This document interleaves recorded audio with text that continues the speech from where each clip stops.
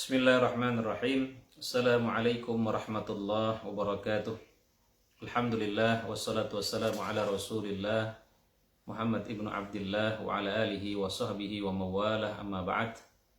Puji dan syukur kita panjatkan kehadirat Allah Subhanahu wa taala. Salawat dan salam selalu tercurahkan kepada junjungan kita baginda Rasulullah sallallahu alaihi wasallam. Semoga kita semua kelak bisa mendapatkan syafaat daripada Rasulullah sallallahu alaihi wasallam. Sahabat yang dimuliakan Allah Subhanahu wa taala, sihir itu memiliki berbagai macam jenis, ya. Menurut Abu Abdullah Ar-Razi, sihir itu ada bermacam-macam.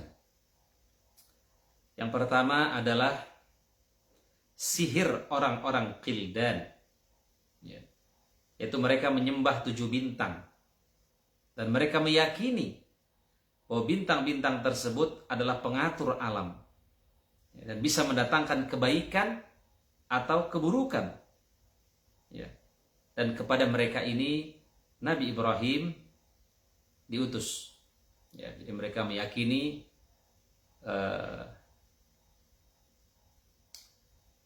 bintang-bintang ini, ya, pengatur alam, ya. Sedangkan bagi kita umat Islam, ya, kita tidak boleh mempercayai bintang-bintang, ya. Misalnya ada bintang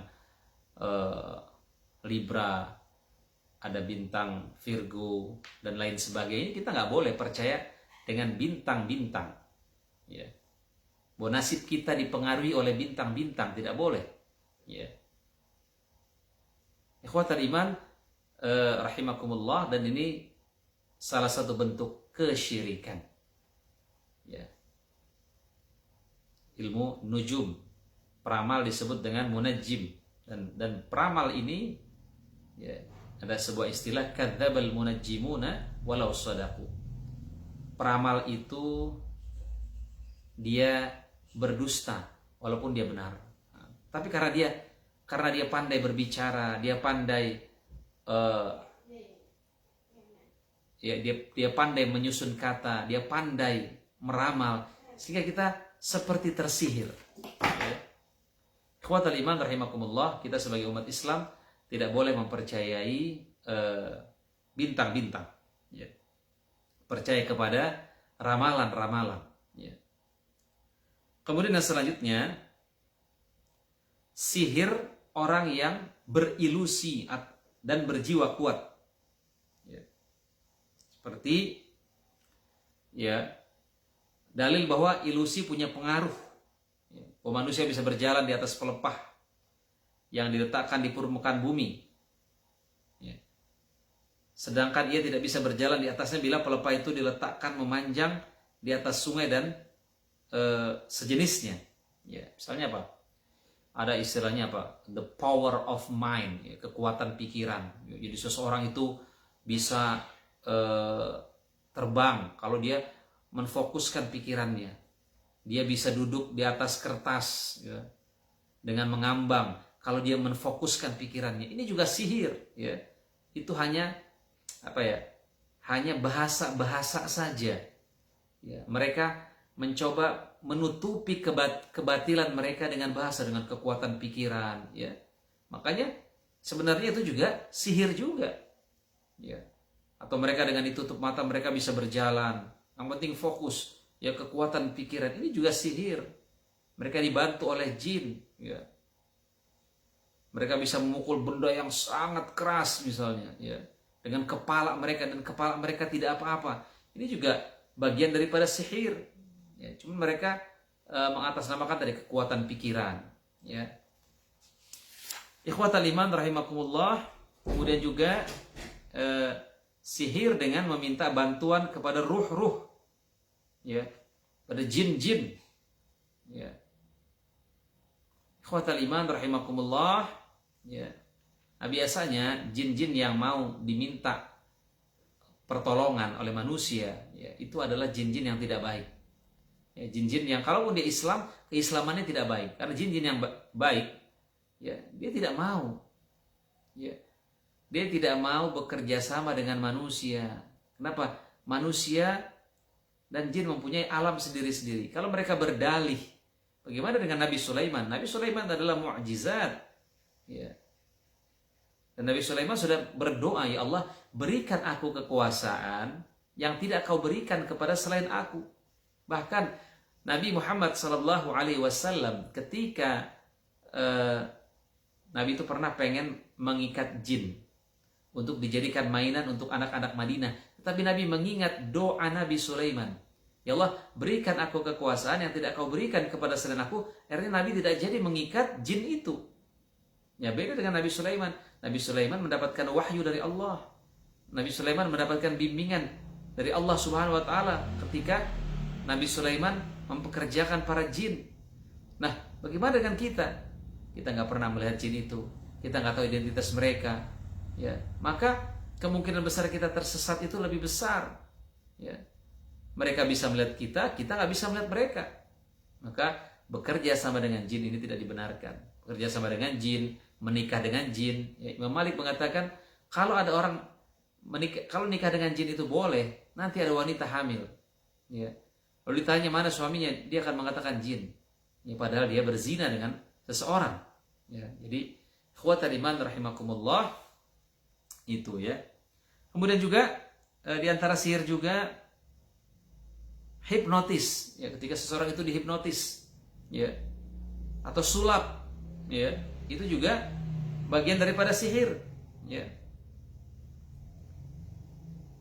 Ikhwatal iman rahimakumullah.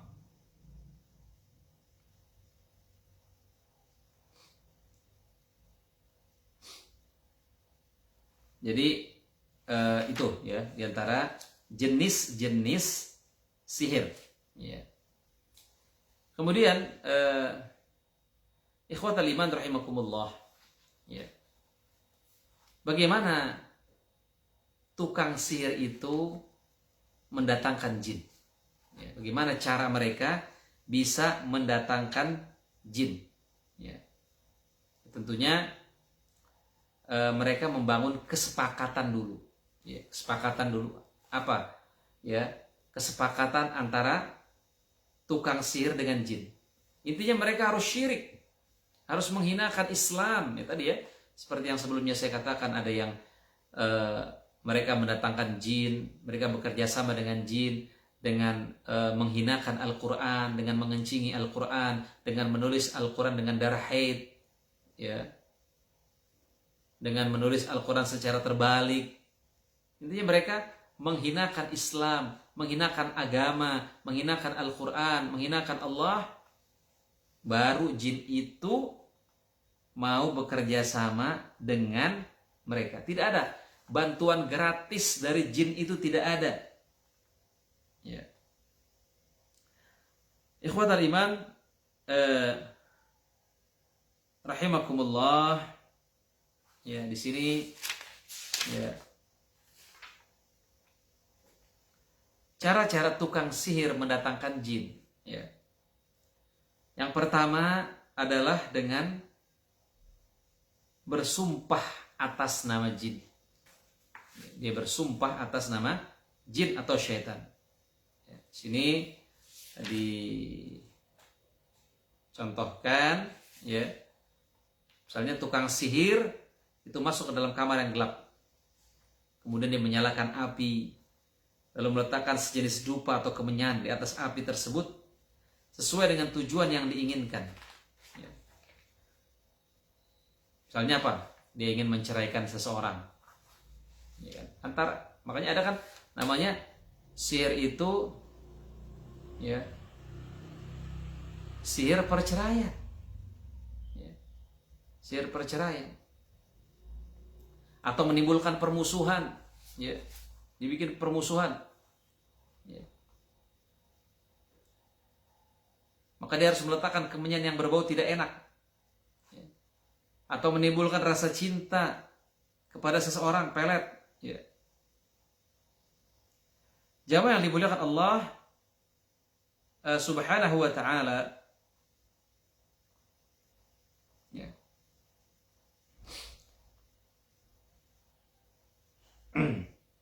Nah, di sini ada beberapa catatan, ya. setelah mereka bersumpah ya atas nama jin, mereka menyebut nama-nama jin itu ya.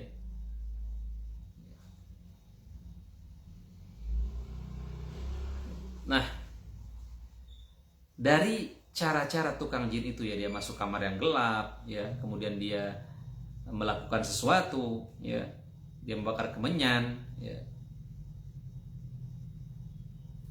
Maka ada beberapa catatan di sini, kata Syekh Wahid Abdul Salam Bali, jin itu menyukai kamar-kamar gelap. Ya, makanya kalau kita lihat, kalau kita datang ke dukun ya, dukun itu kan ruangannya itu sangat gelap sekali. Ya. Kemudian kenapa dukun itu suka asap ya, membuat asap? Ya. Kenapa? Karena jin mendapatkan makanan dari bau asap yang tidak disebutkan nama Allah padanya. Ada juga kan, ada juga seorang mukmin yang membakar asap ya, bukhur ya, bukhur. Tapi dalam rangka yang wangi ya. Tapi asap itu bisa menjadi juga makanan jin. Ya. Kemudian di antara kemusyrikan yang nyata dalam cara ini dialah bersumpah atas nama jin, memohon pertolongan kepada mereka. Ya. Intinya bagaimana seseorang itu bisa syirik? Baru jin itu memberikan bantuan kepada manusia. Kenapa? Karena syirik adalah dosa yang besar. Inna syirka la dzulmun 'adzim. Sungguhnya syirik itu adalah kezaliman yang besar. Ya. Kemudian ya, jin itu menyukai najis. Dan setan mendekat kepada orang-orang yang najis. Makanya kalau kita lihat jin itu kadang-kadang kotor ya. Mungkin dia tidak mandi berapa hari. Ya, sebagai syarat kesaktian dia, syarat kekebalan dia. Ya, semakin seseorang itu kotor, ya, maka jin semakin dekat. Kenapa? Karena Allah mencintai orang-orang yang bersih. Nah, kalau Allah mencintai orang-orang yang bersih, pastinya Allah tidak menyukai orang-orang yang kotor. Karena setan dan Allah selalu berlawanan. Kalau Allah menyukai orang-orang yang bersih, kalau Allah menyukai orang-orang yang bersih, berarti setan menyukai orang-orang yang kotor. Allah Subhanahu wa taala berfirman, "Innallaha yuhibbut tawwabin wa yuhibbul mutatahhirin." Sungguhnya Allah itu menyukai orang-orang yang bertaubat dan orang-orang yang mensucikan dirinya. Ya. Ikhwatal iman rahimakumullah. Yang kedua, ya, cara mendatangkan jin itu dengan thariqatul dzabhi, mereka memotong sembelihan. Misalnya di sini diceritakan tukang sihir mendatangkan seekor burung, binatang atau ayam atau burung dara dengan sifat-sifat tertentu sesuai permintaan jin. Misalnya diminta ayamnya yang warna hitam, burungnya yang warna hitam. Kenapa? Karena jin mengutamakan warna hitam. Jin itu lebih suka dengan warna hitam. Kemudian menyembelihnya nggak boleh pakai nama Allah. Ya, kemudian kadang-kadang penderita diolesi darahnya. Ya. Kemudian melemparkan sesembelihan itu ke tempat-tempat reruntuhan seperti ke sumur atau tempat-tempat yang kosong yang biasa menjadi tempat tinggal jin. Untuk mereka memberikan makan kepada jin. Ketika melemparnya juga tidak menyebut nama Allah. Ya. Kemudian kembali ke rumahnya lalu mengucapkan mantra-mantra kemusyrikan. Ya. Kemudian memerintahkan jin sesuai dengan tugas yang diinginkan. Ya. Rasulullah SAW bersabda, "Innar ruqa wat tamaima wat tiwalata syirkun." Sungguhnya mantra, jimat, ruqyah itu syirik. Ya, ruqyah ada dua. Ada ruqyah syar'iyah dan ruqyah syirkiyah. Ruqyah yang sesuai dengan syariat, ada ruqyah yang tidak sesuai dengan syariat. Dan biasanya para jin itu mereka ketika kencang ya bacanya ayat-ayat Al-Quran. Tapi ketika pelan, mereka bacanya apa? Bacanya mantra-mantra. Jadi ada yang caranya seperti itu, memberikan sesaji. Ya. Ada yang pakai pisang misalnya, pakai pisang Ambon, pakai susu putih. Nah baru jinnya itu datang. Ya, pokoknya ada yang dengan rokok, ada juga. Ya. Pokoknya jin itu pasti minta syarat, ya, nggak ada istilah gratis tuh, nggak ada. Kemudian yang selanjutnya, ya,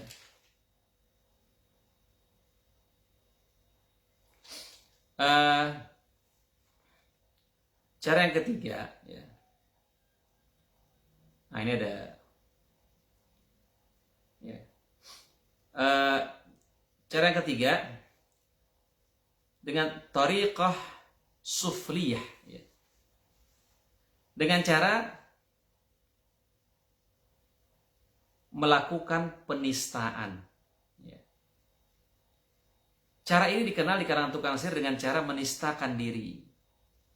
Tukang sihir yang menempuh cara ini memiliki sejumlah pembesar syaitan yang siap menjadi khaddamnya dan melaksanakan perintahnya. Ya. Karena tukang sihir ini telah melakukan kekafiran dan kemusyrikan yang paling besar dan keji. Ya. Semoga Allah melaknat tukang-tukang sihir yang seperti ini. Caranya bagaimana? Ya. Dia berdiri, ya. Tukang sihir ini berdiri dengan menjadikan Al-Quran sebagai sepatunya. Masya Allah. Kemudian masuk ke dalam WC, dan di dalam WC inilah dia membaca mantra-mantra kekafiran, kemudian keluar dan duduk di kamar, lalu memerintahkan jin untuk hal-hal yang dikehendakinya. Jadi dia menginjak-injak Al-Quran. Ya. Jamaah yang dimuliakan Allah Subhanahu wa ta'ala. Ya. Ini ada pertanyaan dari Pak Ade Yanggo, ya. Izin tanya Ustadz, asap atau uap aroma yang terapi menimbulkan bau harum, apakah ya juga makanan jin? Tidak, ya. Ya tidak, tentunya ada bukhur, ya. Biasanya para ulama juga kalau ada acara mereka membakar bukhur yang wangi. Tapi kalau wanginya itu harum, tidak. Dan niatnya juga untuk apa? Nah, tergantung niatnya juga, ya. Kemudian gambar seperti apa yang dibolehkan untuk dipasang di rumah? Foto keluarga boleh, ya, foto keluarga boleh. Yang tidak boleh itu Pak Ade, ya, Dokter Ade, yang tidak boleh itu adalah lukisan, tidak boleh. Lukisan manusia atau lukisan hewan. Tapi kalau lukisan pemandangan alam boleh. Foto keluarga selama dia sopan, maka dia dibenarkan, ya. Demikian. Jamaah yang dimuliakan Allah Subhanahu wa ta'ala. Kemudian yang keempat, dengan thariqatun najasah, ya. Menulis ayat-ayat di Quran dengan najis. Ada yang seperti itu, ya, menulis ayat-ayat Al-Quran dengan darah haid. Dengan begitu jin akan memberikan pelayanannya kepadanya. Yang penting dia syirik, yang penting dia menghinakan simbol-simbol Islam, ya. Kemudian juga dengan thariqatu tangkis, menulis ayat-ayat Al-Quran dengan sungsang, dengan terbalik, ya. Kemudian thariqatu tanjim, dengan menyembah bintang, ya. Menyembah bintang, mempercayai bintang-bintang, ya. Kemudian juga dengan thariqatul kaffi, melihat melalui telapak tangan, ya. Nah, biasanya di dalam cara ini tukang sihir menghadirkan anak kecil yang belum baligh dengan syarat tidak dalam keadaan berwudu. Nah, itu bedanya. Biasanya kan kalau kita ruqyah, kalau ruqyah syar'iyah itu pasti salah satu adabnya itu orang disuruh berwudu dulu. Tapi kalau ruqyah syar'iyah nggak disuruh berwudu. Kalau dia mengobati lawan jenis pun dia sentuh. Ya, bahkan ada sampai yang dimandikan, auzubillah, ya, dukun cabul, ya. Kemudian dia mengambil telapak tangan kiri anak tersebut, lalu menggambar segi empat di atasnya seperti, ya, gambar segi empatnya.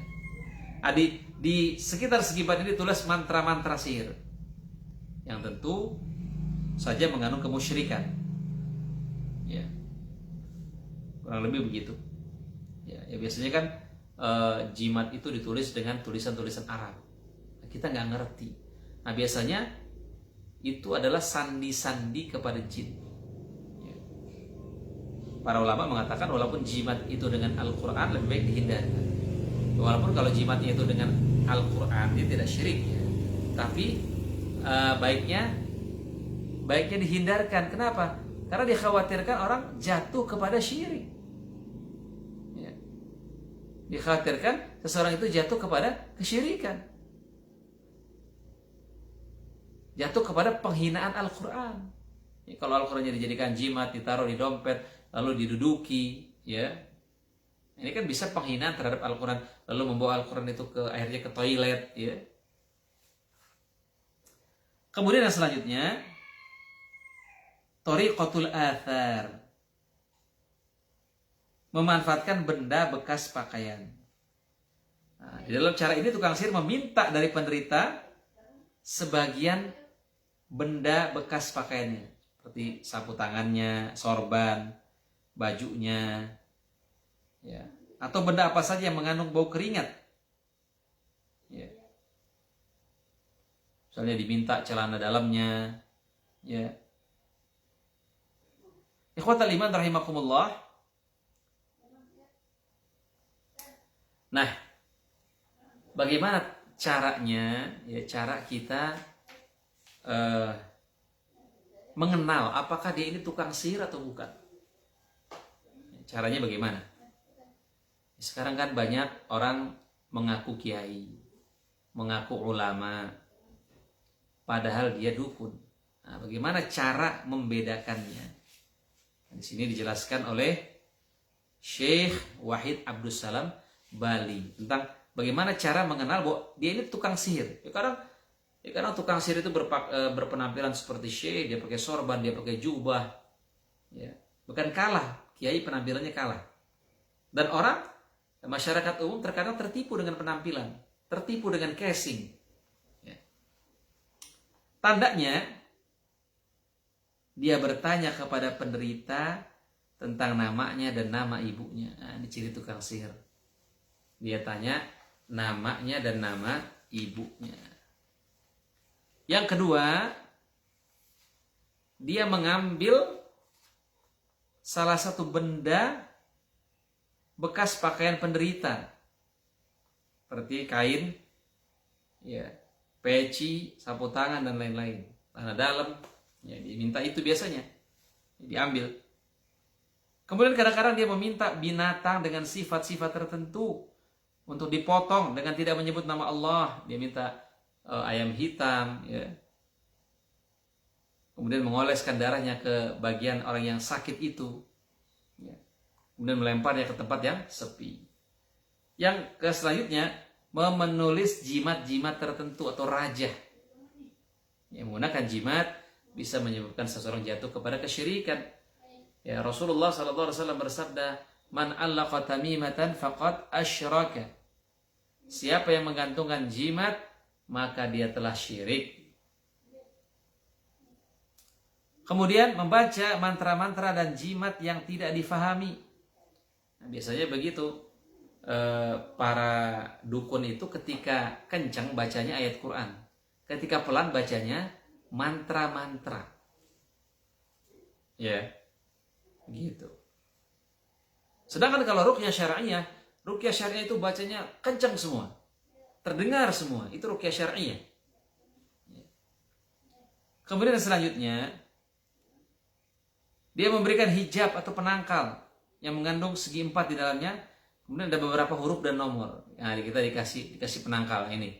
Kamu bawa ya, tanam di rumah, ya, pasang di pintu, ya. Ah, ini namanya apa? Ini namanya dukun. Kalau dikasih penangkal, suruh tanam depan rumah dan lain sebagainya, ini adalah sihir. Ya. Walaupun kadang-kadang mereka mengatakan apa? Ini jangan percaya sama ininya, percaya mah tetap sama Allah. Ini cuma isyarat doang. Ini cuma syarat saja. Ini cuma ikhtiar saja. Ya.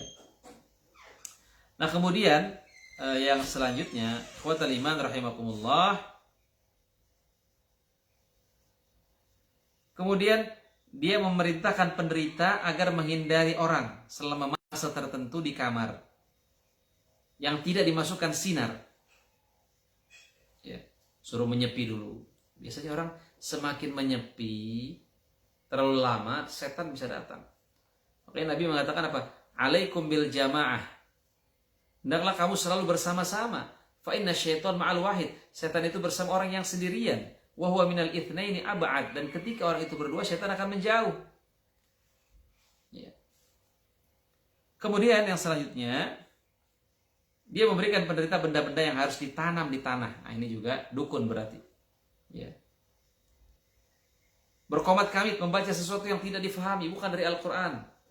Kalau ruqyah syariah semuanya dari Al-Quran, semuanya dari hadis, dibaca dengan jelas, sehingga orang yang dibacakan tahu.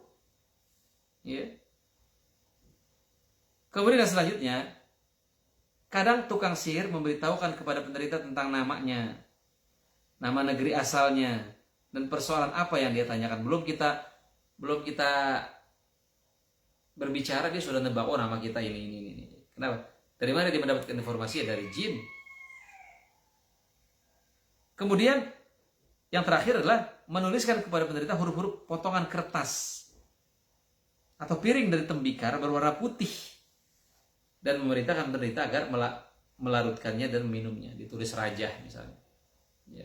Ya tulis rajah di piring kecil, ya, dengan za'faron misalnya, ya. Ini disuruh minum. Kita nggak tahu apa yang ditulis. Woi, bahasa Arab Ustaz. Bahasa Arab belum tentu Al-Quran. Terkadang untuk menipu seseorang dia pakai bahasa Arab. Ya. Maka hati-hati ketika kita berobat kepada alternatif yang nggak taunya dukun. Ya. Banyak orang-orang yang tertipu, bayar jutaan, padahal dia dukun, padahal dia tidak mengerti ilmu kedokteran, ilmu pengobatan dia nggak ngerti. Ya. Dia hanya mengarang-arang saja. Ya. Jamaah yang dimuliakan Allah Subhanahu wa taala, maka di sini Syekh Wahid Abdul Salam Bali mengatakan, jika Anda sudah tahu bahwa seseorang adalah tukang sihir, maka jangan kita pergi. Ya.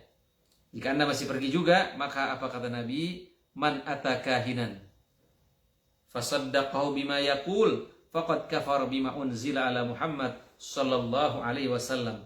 Barang siapa yang mendatangi tukang tenun kemudian membenarkan apa yang dia katakannya, maka sesungguhnya dia telah kafir kepada apa yang diturunkan kepada Nabi Muhammad sallallahu alaihi wasallam.